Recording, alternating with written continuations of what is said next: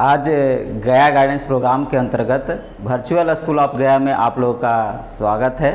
आज की क्लास में हम 11वीं क्लास के जो इतिहास विषय हैं, विश्व इतिहास के कुछ विषय, उसके अंतर्गत हम लोग 6ठे अध्याय का अध्ययन करेंगे।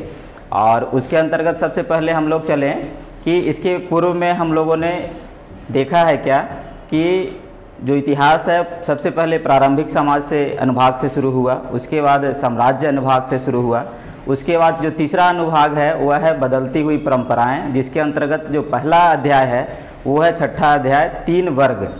तो 3 वर्ग के प्रथम भाग में आप लोगों ने सीखा और देखा कि उसमें सामंतवाद का कैसे विकास हुआ और सामंतवाद की जो परिकल्पना है उसकी समझ आप लोगों ने विकसित की। और जो दूसरा पार्ट था आपका, उसमें देखा होगा आपने कि 3 वर्ग। तो 3 वर्ग के अंतर्गत आप लोगों ने देखा कि अभिजात वर्ग हैं, उसके बाद जो दूसरा वर्ग है वो है पहला है जो पादरी वर्ग है, दूसरा अभिजात वर्ग है और तीसरा किसान वर्ग है। तो उसके अंतर्गत जो पादरी वर्ग थे उसके बारे में आप लोगों ने सीखा और अध्ययन किया, और पादरी का समाज में क्या महत्व था, पादरी का क्या कार्य था, वो आप पहले अध्याय में देख चुके हैं। तो आज हम लोग चलेंगे भाग 2 में कि इसके अंतर्गत हम लोग आज क्या क्या सीखेंगे। तो जो पहला जो है आज के जो सत्र में हम लोग सीखने जा रहे हैं वो है अभिजात वर्ग का परिचय, किसान वर्ग का परिचय, और इसके अलावा जो चौथा वर्ग है वो है नए नगर और नगरवासी का जो परिचय है, वो आज हम लोग इस सत्र के अंतर्गत सीखेंगे और समझेंगे कि किस तरह से 3 वर्गों के अंतर्गत इन वर्गों का विकास हुआ और इनका कार्यकलाप क्या रहा और कैसे इन्होंने अपने समाज में किस तरह की अपनी स्थिति को बनाए रखा। तो सबसे पहले हम लोग चलते हैं अभिजात वर्ग के बारे में। तो अभिजात वर्ग के अंतर्गत हम जब देखते हैं तो पाते हैं क्या कि पादरियों का जो स्थान था 3 वर्ग के अंतर्गत वो प्रथम था, और दूसरा जो स्थान था वो अभिजात वर्ग का था। तो अभिजात वर्ग क्या होते थे कि भूमि के स्वामित्व करते थे, उनके अंतर्गत भूमि था। और जैसा कि आप 3 वर्ग के अंतर्गत देख रहे हैं, पादरी, अभिजात और किसान और कृषिदास, जिसके अंतर्गत आप देखते हैं कि पादरी को सर्वोच्च स्थान प्राप्त था समाज में, और दूसरे स्थान पर अभिजात वर्ग थे और तीसरे स्थान पर किसान और कृषिदास थे। इसके अंतर्गत सबसे पहले हम लोग देखें और देख करके आप इस बात को समझें। यह एक डायग्राम है, कंटेंट्स को देख करके आपको समझ में थोड़ा कम आता है, तो इस आधार पर हम देखते हैं इस डायग्राम की सहायता से कि वैसलेज प्रथा है, भूमि पर नियंत्रण है, और इसके बाद अभिजात वर्ग को दिखाया गया है। तो जब अभिजात वर्ग का अध्ययन करेंगे तो पाएंगे कि अभिजात वर्ग का उदय का कारण बना क्या, वैसलेज प्रथा, और दूसरा कारण बना क्या, भूमि पर नियंत्रण, कि किस तरह से अभिजात वर्ग का उदय हुआ। और जो वैसलेज प्रथा थी वह फ्रांस के शासकों का लोगों के साथ जुड़ाव की जो प्रथा थी वो वैसलेज प्रथा कहलाती थी। इसको अब हम दोहराते हैं। वैसलेज प्रथा क्या थी कि जो फ्रांस के राजा थे या शासक होते थे, जो लोगों के साथ जो जुड़ाव था या जो संबंध बनाते थे, वह जो प्रथा थी उसको वैसलेज प्रथा कहा जाता था। और यही वैसलेज प्रथा के कारण अभिजात वर्ग का उदय हुआ। और दूसरा जो मुख्य था भूमिका निभाया, भूमि पर नियंत्रण। जैसा कि आप पहले सामंतवाद में आप अध्ययन कर चुके हैं कि सामंतवाद के अंतर्गत भूमि का जो स्वामित्व था वो सामंतियों के अधीन था, और उसी का दूसरा जो रूप था वो अभिजात वर्ग के रूप में उभरा और अभिजात वर्ग के रूप में विकसित हुआ। तो इसके माध्यम से आप समझें कि एक लाइन में आप समझ लें कि अभिजात वर्ग का जो उदय हुआ, जो वैसलेज प्रथा थी और भूमि पर नियंत्रण था, जिसके कारण अभिजात वर्ग का उदय हुआ। इसके बाद जब हम देखते हैं तो इसमें एक चित्र दिखाया गया है कि किस तरह से अभिजात वर्ग शिकार पर जाते थे।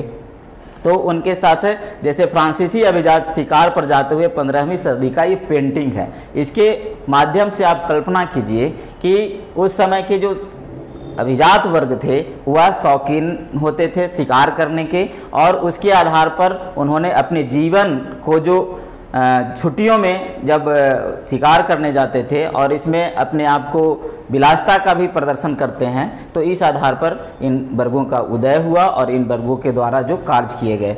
अब हम लोग देखते हैं कि इसमें जो अधिकार थे सामंत वर्ग का, सामंत नहीं अभिजात वर्ग का जो अधिकार थे उसको हम इसके माध्यम से समझ सकते हैं। जैसे कहा जाए कि सामाजिक प्रक्रिया में अभिजात वर्ग की महत्वपूर्ण भूमिका थी, समझ गए। और इसको आप देख सकते हैं कि इनकी भूमिका के साथ साथ क्या होता था। जैसे पहला था अभिजात वर्ग राजा के अधीन होते थे, राजा के अधीन होते थे, यानी यह राजा को अपना लॉर्ड मानते थे, स्वामी मानते थे, और उन्हें भी अपना जो कर का हिस्सा होता था वो देते थे। उसके बाद अभिजात वर्ग एक विशेष हैसियत रखती थी, समझ गए।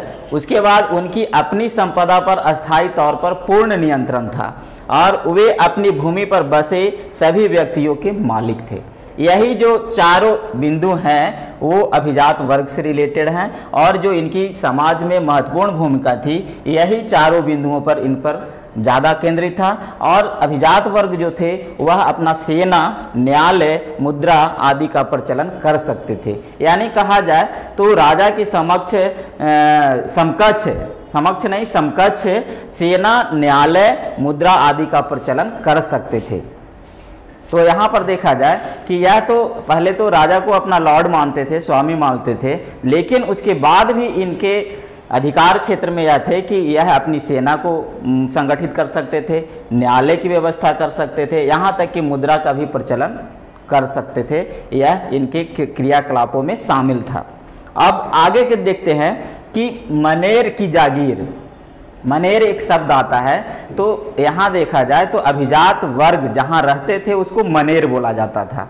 और मनेर के जो जागीर हुआ करते थे उसके अंतर्गत आप लोगों को अध्ययन करना है क्या यहाँ पे कि उसके अंतर्गत छोटे या बड़े, जैसे कहा जाए तो यहाँ पर देखेंगे कुछ लॉर्ड अनेक गांवों के मालिक हुआ करते थे। यानी देखा जाए तो यह एक से अधिक या 50-20 गांव का, 30 गांव का यहाँ पर यह दिया गया है क्या कि बड़ा जो जागीर में 50 या 60 परिवार हो सकते थे, इसमें दर्शाया गया है। और वह गांवों को अपने अंदर अपने अधीन में वो रखे हुए थे और उनसे जो कार्य वगैरह करवाते थे वो आगे के आप देख सकते हैं। उसमें अध्ययन करने के दौरान आपको पता चलेगा कि किस तरह से किसानों को वह अपने अधीन कार्य करवाते थे और किसान के द्वारा एक अग्रीमेंट, कमिटमेंट होता था कि आपको जो 365 दिन है उसमें इतने दिन आपको हमारा काम करना होगा। और उसके आधार पर हम आगे के स्लाइड में समझेंगे कि उसके बैचलेज जो व्यवस्था थी वो उसको कैसे संचालित किया जा रहा था। तो यहाँ पर मनेर की जब भूमिका के बारे में समझेंगे तो सीधे तौर पर देखा जाए तो कहने का मतलब है कि जो अभिजात वर्ग के जो रहने के स्थान थे वो मनेर कहलाते थे। और मनेर के अंतर्गत कईक गांव होते थे और उन गांवों का संचालन इनके द्वारा होता था। और उन गांवों की जो भूमि थी वो अभिजात वर्ग के क्षेत्र में आता था और उससे वो कर लेते थे और किसानों के द्वारा खेती जो की जाती थी उनसे वो कर लिया करते थे। अब देखते हैं कि इनका जो भवन था, आप थोड़ा कल्पना कीजिए चित्र को देख करके कि उस समय यह जो बात की जा रही है वह 9वीं से 11वीं शताब्दी के बीच की बात की जा रही है कि मनेर की जब स्थापना हुई थी तो मनेर के जो क्षेत्र थे या भवन बनाए गए थे जो अभिजात वर्ग के लिए रहने का, तो उसको आप देख करके आप कल्पना कीजिए कि वह कितना बड़ा भव्य हुआ करता था।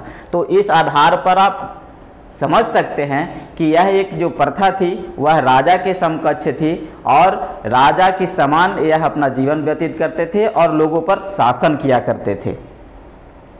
इस क्षेत्र के माध्यम से देखते हैं तो आप इस स्लाइड के माध्यम से आप जब देखेंगे तो आप देखेंगे इस चित्र के द्वारा कि जो क्षेत्र था अभिजात वर्ग का उसमें भूभागों को बांटा गया था। किन किन क्षेत्रों में? सार्वजनिक चारागाह के क्षेत्र में। यहाँ पर देखते हैं तो यहाँ जंगल का क्षेत्र है। यह जो है आपको देख रहे हैं लाइनिंगो, उस सड़कें हुआ करती थी। यहाँ दलदल का क्षेत्र है, यहाँ तालाब है, रहने का जो मनेर भवन है यहाँ पे है, गिरजाघर है, पुरोहितों जो गिरजाघर में पूजा करते थे उन लोगों का रहने का स्थान है। यहाँ देखेंगे तो बेकार भूमि है, बंजर भूमि है और उसी तरह से घास के मैदान है।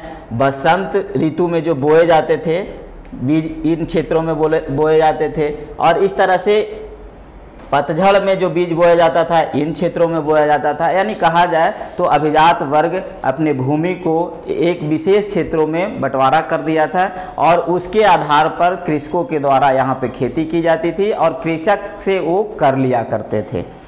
तो इसके माध्यम से आप समझ सकते हैं, इस चित्र के माध्यम से, कि किस तरह से जो मनेर की जागीर की जो व्यवस्था थी, या कहा जाए कि अभिजात वर्ग के जो भूमि का जो वितरण किया गया था उसमें अलग अलग बांट करके किया गया था कि सार्वजनिक क्षेत्र में जो चारागाह हुआ करेंगे वो पशु का चारण करेंगे वहाँ पे।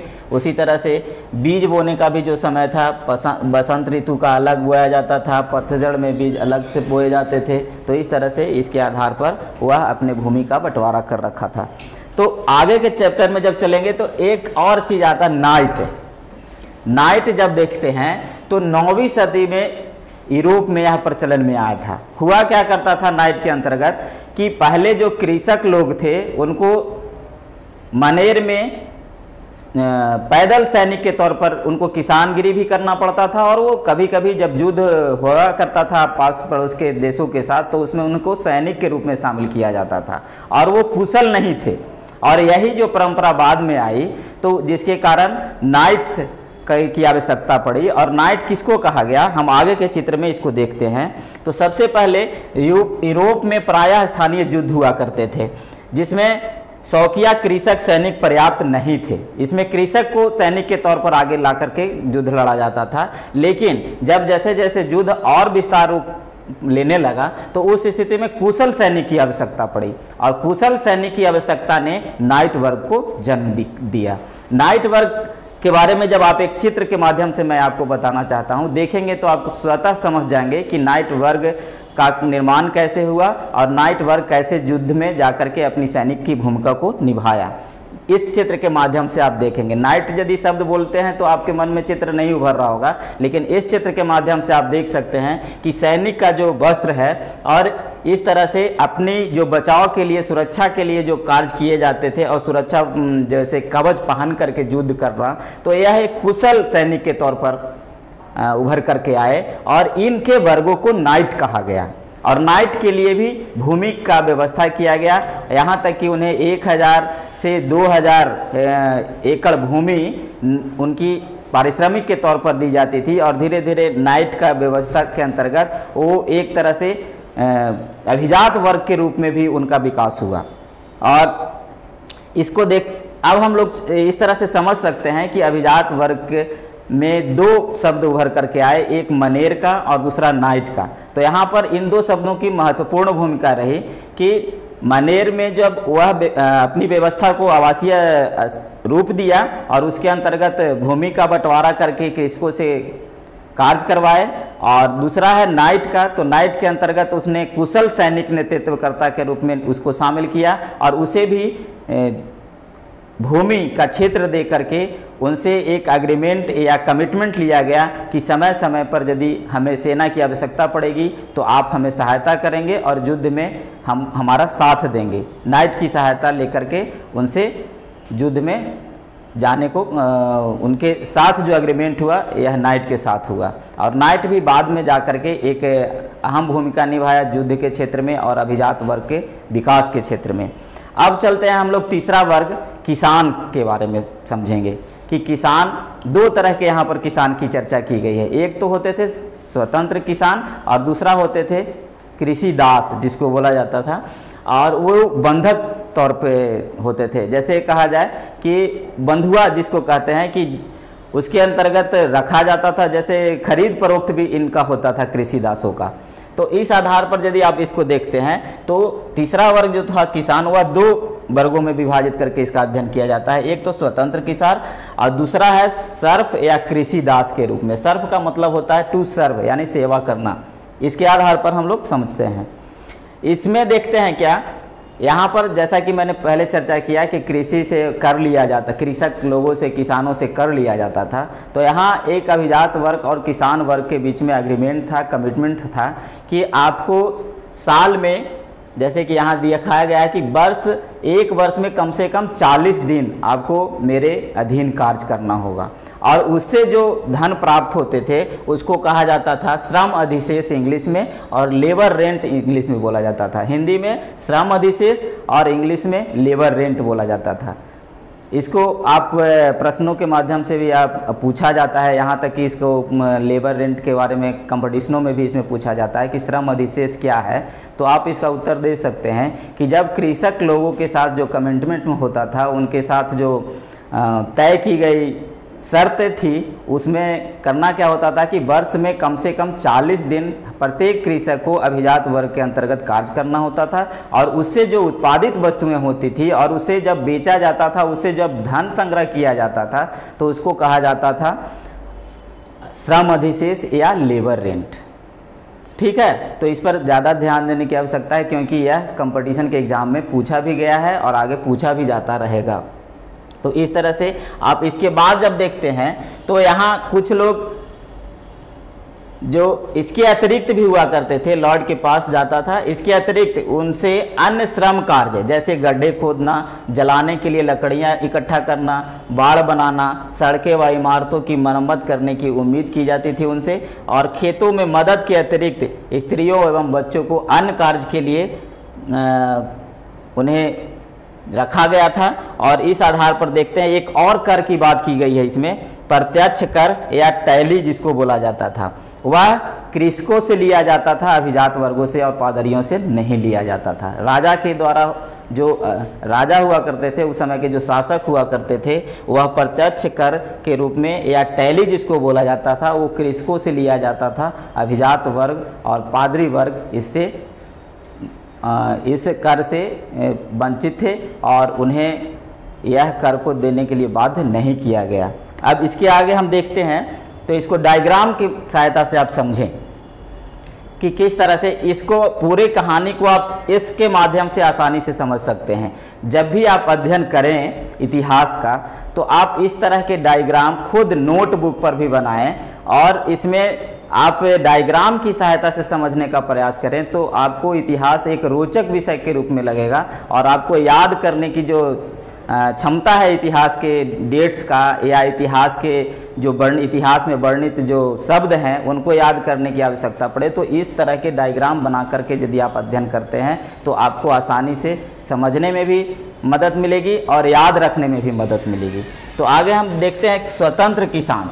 तो स्वतंत्र किसान किसको कहा जाता था? जैसे पुरुषों का सैनिक सेवा में वर्ष में कम से कम 40 दिन योगदान देना होता था स्वतंत्र किसान को, और अपनी भूमि को लाड़ के काश्तकार के रूप में देखते थे वो।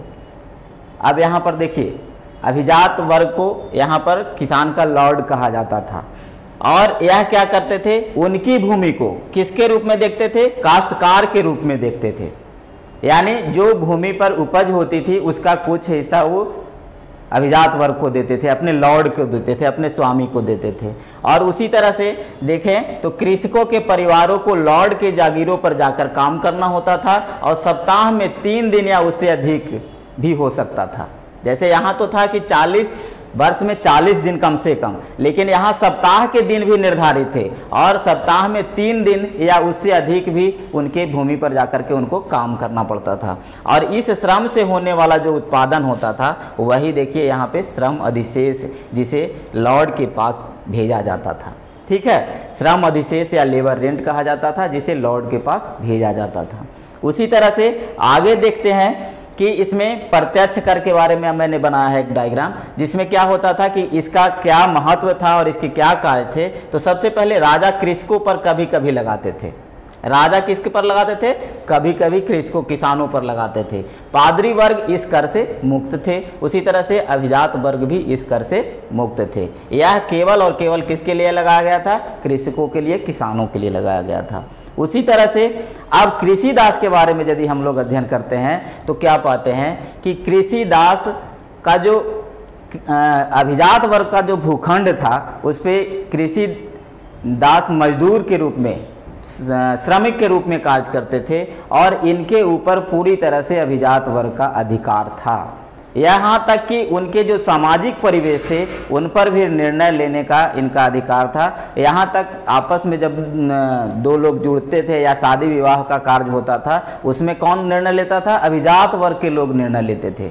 यानी कहने का मतलब है कि उनसे रिलेटेड जितना जो अधिकार का हनन किया गया था एक तरह से अभिजात वर्गों द्वारा, कृषक दास के अधिकारों का हनन किया गया था अभिजात वर्गों के द्वारा। और यहाँ और इसको एक शपथ दिलाया जाता था चर्च में कि हमारे के यहाँ तुमको काम करना है, और उसके एवज में उसको पहचान के तौर पर यहाँ पर आप देख सकते हैं, लॉर्ड की आज्ञा के बिना जागीर नहीं छोड़ सकते थे। लॉर्ड कई तरह के एकाधिकार का दावा करते थे, हालांकि इसे कृषि दासों को हानि हो सकती थी, फिर भी ऐसा करते थे, उनके अधिकारों का शोषण करते थे लॉर्ड। समझ गए? तो इसके आधार पर देखा जाए तो कृषि दासों को एक बंधुआ मजदूर के तौर पर रखा जाता था, और इस तरह से उनसे मजदूरी के एवज में भी उन्हें जो उपयुक्त या फिर उनके अधिकार के लिए जो क्षेत्र थे उनका भी वह हनन करते थे। अब चौथा वर्ग के बारे में अब हम लोग समझेंगे। यहाँ पर जो परिस्थितियाँ बन रही थी, जिस तरह की बदलती हुई परंपराओं के अंतर्गत 3 वर्ग का अध्ययन हम लोग इस चैप्टर के अंतर्गत कर रहे हैं, तो यह जो आपको अध्ययन करना है 3 वर्ग के रूप में, पहला पादरी, दूसरा आपका अभिजात वर्ग और तीसरा किसान वर्ग।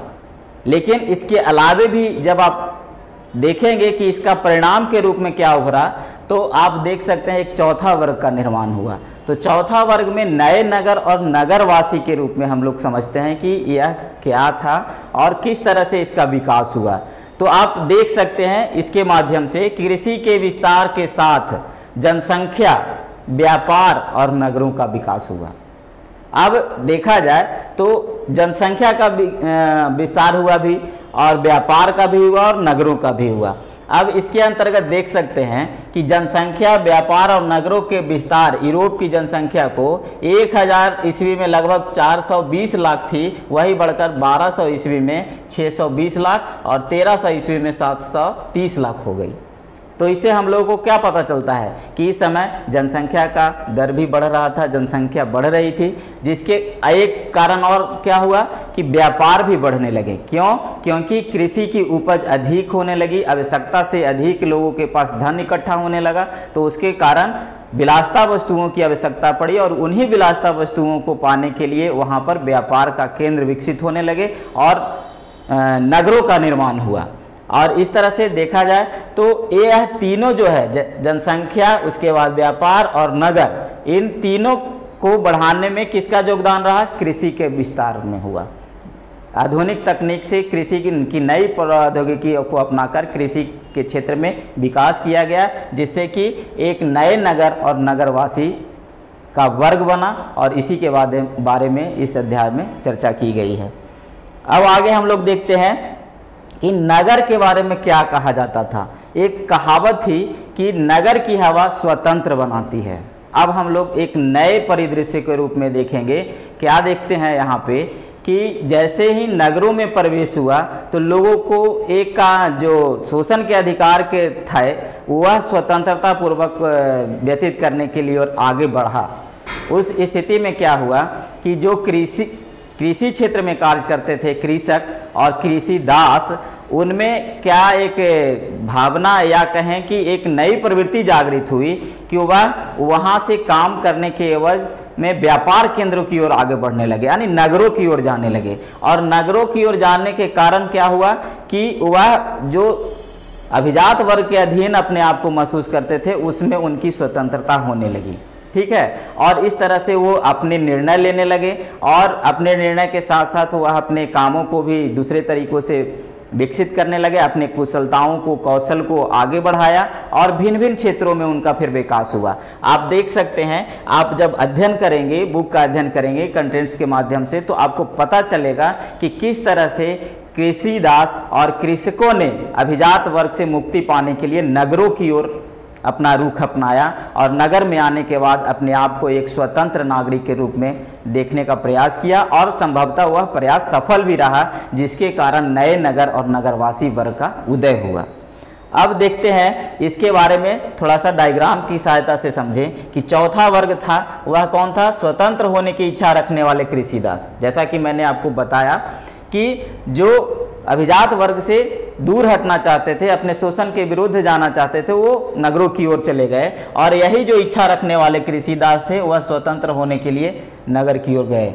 फिर विशिष्ट कौशल वाले व्यक्ति, अभी आपको मैंने बताया कि जब अभिजात वर्ग से दूर भागे नगर की ओर गए तो उनके अंदर एक नई कौशल का विकास हुआ, जैसे कि व्यापार के क्षेत्र में या फिर पढ़ाई के क्षेत्र में या कारीगरी के क्षेत्र में उन्होंने अपनी कुशलताओं से एक नए वर्ग का विकास किया। उसी तरह से स्वतंत्र कृषक, अब यह जब नगरों में आए तो वह अपने आप को स्वतंत्र महसूस करने लगे और अपनी इच्छा अनुसार कार्य करके अपना जीवन बसर करने लगे। तो इस तरह से चौथे वर्ग का निर्माण हुआ। अब इसको देखते हैं कि आर्थिक संस्था के आधार पर व्यापार का कैसे वृद्धि हुआ।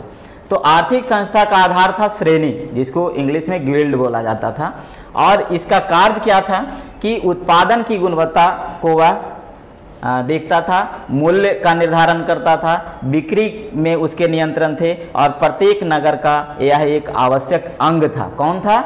एक संस्था थी जिसको हम श्रेणी के नाम से जानते हैं, और यही श्रेणी संस्थाओं के द्वारा इन जो 4 बिंदुएं हैं उनको नियंत्रित किया जाता था और उनके द्वारा यह कार्य किए जाते थे, जैसे कि उत्पादन की गुणवत्ता, उसके मूल्यों का निर्धारण, उसके बिक्री का जो व्यवस्था की गई थी वह कैसे होगा, और प्रत्येक नगर का जो एक आवश्यक अंग था उसको श्रेणी बोला जाता था, श्रेणी संस्था का नाम दिया गया था। अब एक चित्र के माध्यम से है कि रेम्स फ्रांसीसी कैथेड्रल नगर का 17वीं शताब्दी का नक्शा है। इस नक्शे को आप अपने किताबों में देखेंगे, और जो मैं कंटेंट्स दिया हूँ उसमें थोड़ा सा स्पष्ट दिखेगा आपको। स्लाइड में थोड़ा बड़ा है, जूम है, इसलिए नहीं दिख पा रहा है। तो इसके माध्यम से आप देखेंगे कि नगरों का जो विकास हुआ था, इसके जो क्षेत्र थे, नगर व्यापारी कहाँ रहते थे, नगर में बाजार की व्यवस्था कहाँ की गई थी, वहाँ पे जो वकीलों का पढ़ाई का संस्थान कहाँ पे थे, इस तरह से वहाँ पर उनको एक प्रायोजित तरीके से रखा गया था। और इस तरह से कैथेड्रल नगर के बारे में यहाँ पर चर्चा की गई है। एक समय कैथेड्रल जो नगर था वो एक दर्शन या तीर्थ स्थल के रूप में विकसित हुआ, और यहाँ पर हुआ क्या है कि यहाँ व्यापार का केंद्र बना, और व्यापार का केंद्र बनने के कारण यहाँ की जनसंख्या बढ़ी और वहाँ पे चर्च की स्थापना की गई। और चर्च में क्या करते थे, व्यापारी लोग दान के रूप में पैसे देते थे, जिसके कारण चर्च के पास अधिक पैसे हुए, और उसके आधार पर वहाँ पर नगरों का विकास एक प्रायोजित तरीके से बनाया गया, एक प्लान करके बनाया गया। और वहाँ पर नगरों में जो व्यवस्था थी, श्रमिक लोगों के लिए अलग व्यवस्था, व्यापार का केंद्र अलग व्यवस्था, व्यापार में जो जुड़े हुए लोग थे उनके लिए अलग व्यवस्था, और इसी तरह से वहाँ शिक्षण के केंद्र भी प्रारंभ हो गए। वहाँ पढ़ाई या फिर मानवतावाद, आगे के चैप्टर में आप पढ़ेंगे कि संस्कृति, बदलती हुई संस्कृति परंपराओं के बारे में, तो उसमें इससे रिलेटेड आप जोड़ करके देखेंगे तो उसमें पाएंगे कि यही आधार बना कि किस तरह से नगरों का एक प्रायोजित रूप दिया जाए, और किन क्षेत्रों में शिक्षा का केंद्र बनाया जाए, किन क्षेत्रों में दुर्ग बनाया जाए, और इस तरह से एक दुर्ग के रूप में भी कैथेड्रल नगर को विकसित किया गया। ठीक है, तो अब आगे इसके माध्यम से आप देखें कि किस तरह से उन्हें जो दान के रूप में पैसे प्राप्त होते थे या फिर जो धन प्राप्त होते थे उसके द्वारा एक चर्च बनाया गया है। और इस चर्च में एक ऐसी व्यवस्था की गई थी कि यहाँ से जब पादरी लोग पूजा अर्चना करते थे तो वह पास के लोगों को स्पष्ट सुनाई पड़ती थी, यहाँ तक कि इसमें जो खिड़कियाँ लगाई गई थी, इसको आप अध्ययन करके आप समझ सकते हैं। मैं यहाँ पर बता भी रहा हूँ कि इसमें इस तरह के शीशों का या फिर इस तरह के वस्तुओं का प्रयोग किया गया था कि जब बाइबल पढ़ा जाता था तो लोग महसूस करते थे कि हमारे समक्ष पढ़ा जा रहा है। और इनके आधार पर, जैसे इंग्लैंड की यह जो चित्र है, और इसी से पता चलता है कि कृषक ने कैसे व्यापार का रूप धारण किया और व्यापार के माध्यम से जो पैसे दान के रूप में मिलते थे, और इस तरह के आधार पर कैथेड्रल नगर का विकास हुआ और किस तरह से वास्तुविदों का यहाँ पर विकसित कला का विकास हुआ, इसके माध्यम से आप समझ सकते हैं। एक है, अब हम लोग चलेंगे इंग्लैंड, इसी क्रम में पढ़ेंगे। 3 जो वर्ग है उसके क्रम में जो विकास हुए, तो इंग्लैंड के बारे में यहाँ पे चर्चा की गई है कि एंजिल लैंड को इंग्लैंड कहा गया, समझ गए। और यह जो था नॉर्मंडी, 11वीं सदी में नॉर्मंडी के ड्यूक विलियम ने एक सेना के साथ इंग्लिश चैनल को पार किया और पार करने के बाद इंग्लैंड के सैक्सन राजा को हराया। और इस समय फ्रांस और इंग्लैंड में क्षेत्रीय सीमाओं पर व्यापार के लिए युद्ध हुआ करते थे और यही प्राय युद्ध होने के कारण नॉर्मन यहाँ पर देखेंगे नॉर्मन अभिजातों में बट गए और इस तरह से जो एंजिल लैंड था वह एक अलग रूप धारण किया। और यहाँ इस चित्र के माध्यम से हम समझाने का प्रयास किए हैं कि एंजिल, उसके बाद सैक्सन और एंजिल लैंड को इंग्लैंड कहा गया, समझ गए। पहले यहाँ एंजिल जो थे जनजाति के लोग थे, सैक्सन शासन किया, फिर एंजिल लैंड इसको बोला गया इस भूमि को, और उसके बाद इसका नामकरण होकर इंग्लैंड हुआ। और यह यदि आपका पूर्ण विवरण को देखते हैं तो 6वीं शताब्दी में मध्य यूरोप से एंजिल और सैक्सन एंजिल लैंड में आकर बस गए और यही एंजिल लैंड जो हुआ वो इंग्लैंड कहलाया, ठीक है। अब एक और जो महत्वपूर्ण टॉपिक है वो है कि आर्थिक और सामाजिक संबंधों को प्रभावित करने वाले 3 महत्वपूर्ण कारक थे। पहला था पर्यावरण, और दूसरा पर्यावरण के अंदर पहले हम आप लोग को समझाते हैं क्या है इसमें, कि पर्यावरण में हुआ क्या कि जो वहाँ पे 5वीं से 10वीं सदी तक यूरोप का अधिकांश जो भाग था विस्तृत वनों से घिरा हुआ था और यहाँ कृषि के लिए उपलब्ध भूमि सीमित थी। लेकिन पर्यावरण में जब बदलाव हुआ, यहाँ जो ठंड जो अधिक पड़ रही थी वह शुष्क ठंड पड़ने के कारण कृषि क्षेत्रों में वृद्धि हुई, जिसके कारण कृषि के क्षेत्र में विकास हुए, जिसके कारण आर्थिक और सामाजिक जो संबंध थे वो प्रभावित हुए। दूसरा जो है भूमि का उपयोग। अब यहाँ क्या होने लगा कि भूमि का उपयोग अधिक होने लगा, यानी जलवायु के उपयुक्त होने के कारण भूमि का जो क्षेत्र था, जिसमें पहले क्या देखे होंगे मनेर के जो चित्र हम दिखा रहे थे, तो उसमें बसंत ऋतु के लिए अलग बीज बोने वाले क्षेत्र थे और ग्रीष्म ऋतु के लिए अलग बीज बोने वाले क्षेत्र थे। तो अब उस क्षेत्रों में क्या हुआ, जलवायु परिवर्तन हो जाने के कारण कि उन क्षेत्रों में अब 2 फसलें उपजाई जा सकती थी और एक ही समय में दोनों स्थानों पर भी फसल उगाए जा सकते थे। तो इस तरह से भूमि के उपयोग में भी वृद्धि होने लगी। अब नई कृषि प्रौद्योगिकी ने भी इस संबंधों को प्रभावित किया, जिसमें आप देख सकते हैं कि आप अध्ययन जब करेंगे तो पाएंगे कि पुराने जो तकनीक थे उसको नई तकनीक में परिवर्तित किया गया। पहले जो बैल से जो हल चलाए जाते थे वो उनके गले में बांधकर चलाए जाते थे, लेकिन उसमें क्या हुआ कि उनके कंधों पर हल रखकर चलाया जाने लगा। दूसरी बात जो हुई, जो हल लकड़ी के हुआ करते थे वो अब लोहा का रूप धारण कर लिया, और लोहा का जब रूप धारण कर लिया तो जमीन की जो खुदाई हुई वो अधिक गहराई से हुई, तो जो जमीन के अंदर जो पोषक तत्व थे वह ऊपर आए और इससे क्या हो गया कि कृषि के उत्पादन में वृद्धि हुई। तो यह जो नई कृषि प्रौद्योगिकी ने भी इन सामाजिक और आर्थिक संबंधों को प्रभावित किया। इसके अंतर्गत आप इन विवरणों को देखते हुए आप समझ पाएंगे कि किस तरह से यह जो कारक है वो आर्थिक और सामाजिक संबंधों को प्रभावित किया। अब आगे जब हम देखते हैं तो एक और घटना के बारे में इस चैप्टर के अंतर्गत चर्चा की गई है, वो है 14वीं सदी का संकट। तो यहाँ पे 3 संकट यहाँ पे आए। पहला जो संकट था असामाजिक असंतोष, समझ गए, सामाजिक असंतोष, असामाजिक नहीं, सामाजिक असंतोष। तो उसमें क्या हुआ कि जैसा कि आपने देखा अभिजात वर्ग में, कि अभिजात वर्ग में देखा आपने क्या कि कृषक जो लोग थे वह इनके अधीन थे। जब नगर और व्यापार की वृद्धि हुई तो कृषक उनसे दूर हटते गए, स्वतंत्र होते गए। तो एक अब स्वतंत्र विचारधारा वाले लोगों का विकास या कहें तो आगे की संख्या बढ़ने लगी। तो जो अभिजात वर्ग और शासक और कृषक, समझ गए, तो इन लोगों में जो है कि सामाजिक जो दूरियां थी, सामाजिक जो असंतोष थे वो बढ़ने लगे। ऐसा क्यों हुआ? क्योंकि 14वीं सदी का जो संकट जब आप देखेंगे तो इस दौरान जो आर्थिक स्थिति थी वो कमज़ोर होने लगी यूरोप की, ठीक है। और जो उसमें एक और स्थिति आ गई कि कहीं अकाल भी पड़ने लगे।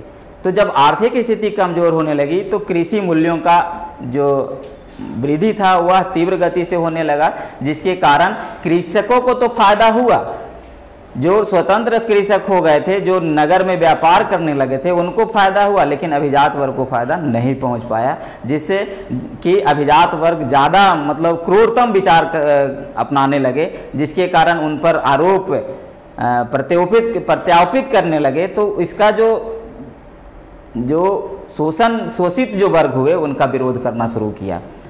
तो इस आधार पर उस समय क्या हुआ कि अभिजात वर्ग और जो कृषक वर्ग थे उन दोनों के बीच में जो असंतोष था, वह असंतोष की जो खाई था वो बढ़ने लगा।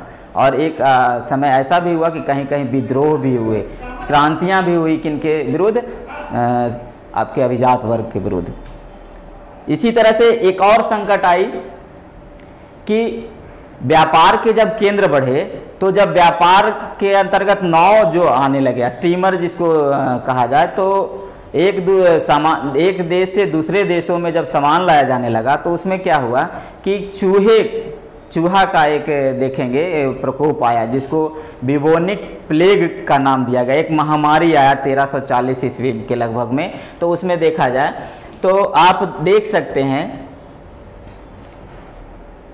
व्यापार के माध्यम से जब इस तरह के स्टीमरों के द्वारा व्यापार का केंद्र पर आने लगे तो चूहों की संख्या बढ़ गई, और उस समय एक महामारी के तौर पर जिसको बिबोनिक प्लेग कहा गया, वो उसके आ जाने से कहीं कहीं पर यह चर्चा मिलती है कि यूरोप में 20% जनसंख्या कम गई। यह भी 14वीं शताब्दी का एक बहुत बड़ा संकट था। इसको आप यहाँ देख सकते हैं कि 1320 के दशक में अनगिनत पशुओं की मौत हुई। यहाँ पर 1315 और 1317 के बीच यूरोप में भयंकर अकाल पड़े। इसके पश्चात 1320 में, उसके बाद जब आप देखेंगे यहाँ पे तो 1350 यानी 1347 और 1350 के मध्य महामारी से बुरी तरह प्रभावित हुआ, और आधुनिक आकलन के आधार पर यूरोप की आबादी का करीब 20% भाग जो था इस काल में कबलित हो गया, और यहाँ तक कि कुछ स्थानों पर 40% लोग, जनसंख्या का 40% लोग मारे गए इस महामारी में। ठीक है, तो यह जो थी वो बहुत बड़ी संकट का समय था। और इसके आधार पर आप जब तीसरा जो देखेंगे कि राजनीतिक परिवर्तन हुए, जब यह स्थिति आई तो राजनीतिक परिवर्तन के कारण भी वहाँ पर संकटें उत्पन्न हो गई कि जो शासक और अभिजात वर्ग थे उन्होंने अपने शासन क्षेत्रों का विकास करना शुरू किया, क्योंकि वहाँ पर फिर नगर और जो व्यापार केंद्र थे उनको अपना अधीन करना प्रयास करने लगे महत्वाकांक्षी व्यवस्था के अंतर्गत। और इस तरह से देखें तो राजनीतिक परिवर्तन हुए, नए शासकों का उदय हुआ, और फिर नए शासक का उदय के अंतर्गत आप देखते हैं, यहाँ पर आपको इस स्लाइड के माध्यम से दिखाएंगे कि यहाँ फ्रांस में नए शासक हुए, स्पेन में नए शासक हुए और इंग्लैंड में नए शासक हुए। तो इस तरह से इस चैप्टर के अंतर्गत हम लोग यहाँ पर समझने का प्रयास किया क्या क्या कि अभिजात वर्ग के बारे में समझा, उसके बाद हम लोगों ने समझा किसान वर्ग के बारे में समझा, और इनके अलावे जो चौथा वर्ग का उदय हुआ नए नगर और नगरवासी के बारे में हम लोगों ने समझा। उसके बाद हम लोगों ने क्या समझा कि जो आर्थिक और सामाजिक जो संबंध थे वो कैसे प्रभावित हुए, और फिर 14वीं सदी के संकट के बारे में हम लोगों ने समझा। तो मैं आशा करता हूँ कि जो हमारे द्वारा कंटेंट्स आपको प्रस्तुत की जा रही है वो आपको यूट्यूब चैनल के डिस्क्रिप्शन बॉक्स में उपलब्ध हो जाएगा। आप उसको डायग्राम को और जो कंटेंट्स दिए गए हैं, और इस कंटेंट्स के साथ मैं आप लोगों को इस चैप्टर से संबंधित प्रश्न और उत्तर भी दिए हैं, उसको भी आप देख करके और भली भांति समझ सकते हैं। और इस चैप्टर से संबंधित 3 वर्ग, जैसे भाग 1 में हम लोगों ने सीखा सामंतवाद से संबंधित व्यवस्था को सीखा, उसके बाद 3 वर्ग के बारे में चर्चा की गई। 3 वर्ग में हो गए पादरी वर्ग, अभिजात वर्ग और किसान वर्ग। उसके बाद हम लोगों ने सीखा पादरी वर्ग के बारे में, फिर उसके बाद हम लोगों ने सीखा अभिजात वर्ग के बारे में, फिर हम लोगों ने सीखा कृषक के बारे में। कृषक के 2, एक स्वतंत्र कृषक और दूसरा क्या था कृषि दास के बारे में। एक चौथा वर्ग का उदय हुआ है जिसका हम लोगों ने कहा कि नए नगर और नए नगरवासी का उदय हुआ। उसके बाद आर्थिक और सामाजिक जो संबंधों पर जो प्रभाव पड़ा, पर्यावरण का, नए प्रौद्योगिकी संस्कृति का, और इस तरह से फिर कैसे सामाजिक जो 14वीं शताब्दी में जो संकट आई उसके बारे में हम लोगों ने सीखा। और इस तरह से समराइज करते हुए मैं इस चैप्टर के अंत में आप लोगों को क्वेश्चन और आंसर जो प्रश्न और उत्तर हैं उसको भी मैं डिस्क्रिप्शन बॉक्स में डाल दिया हूँ। आप उसे डाउनलोड करके आप पढ़ सकते हैं और अध्ययन कर सकते हैं। और सबसे पहले मेरे द्वारा कही गई बातें जो हैं उसको आप पहले सुनिएगा, उसके बाद आप कंटेंट्स का अध्ययन कीजिएगा, तो आप इस विषय से संबंधित सभी जिज्ञासाओं को आप समाप्त कर पाइएगा। ठीक है, तो बच्चों मैं आपकी उज्जवल भविष्य की कामना करते हुए आज के सत्र को समाप्त करता हूँ। धन्यवाद।